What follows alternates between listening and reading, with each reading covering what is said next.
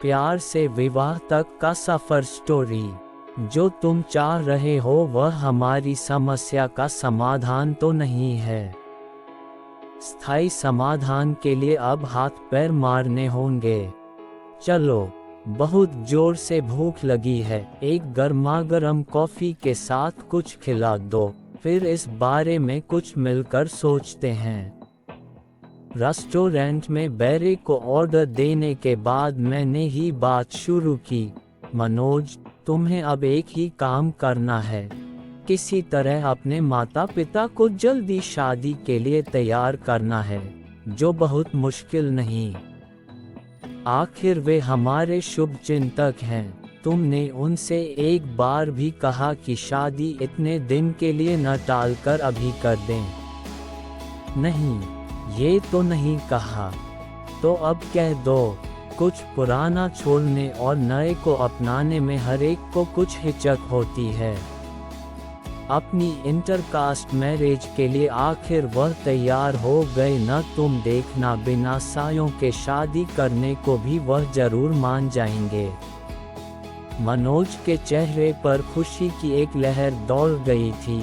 तुम ठीक कह रही हो रति, ये बात मेरे ध्यान में क्यों नहीं आई? खाने के बाद तुम्हें घर पर छोड़ देता हूँ। कोर्ट मैरिज की डेट भी तो पास आ गई है, उसे भी आगे नहीं बढ़ाने दूंगा। ठीक है, अब मैरिज वाले दिन कोर्ट में ही मिलेंगे।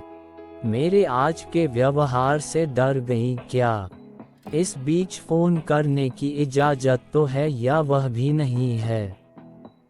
चलो, फोन करने की इजाजत दे देते हैं।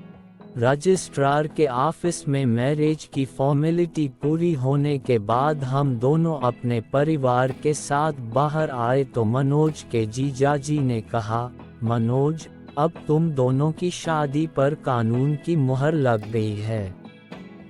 रति अब तुम्हारी हुई।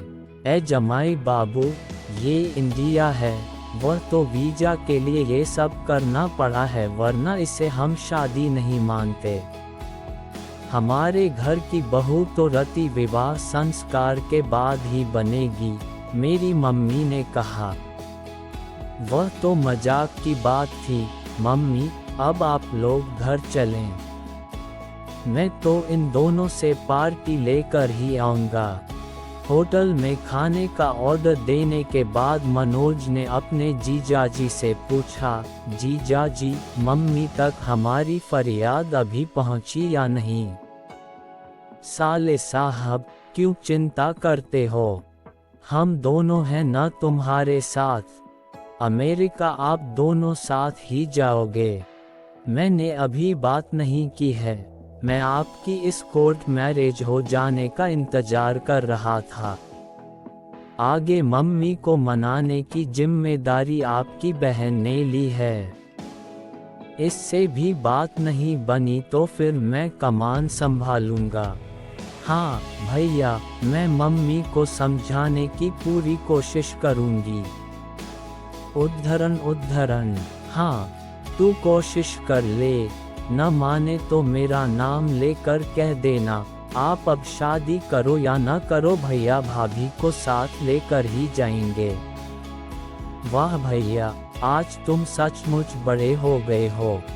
आफ्टर ऑल अब मैं एक पत्नी का पति हो गया हूँ।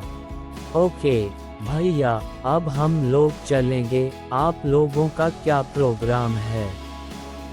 कुछ देर घूम घाम कर पहले रति को उसके घर छोड़ूंगा, फिर अपने घर जाऊंगा।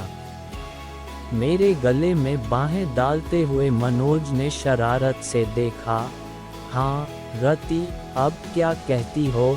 तुम्हारे संस्कार मुझे पति मानने को तैयार हैं या नहीं?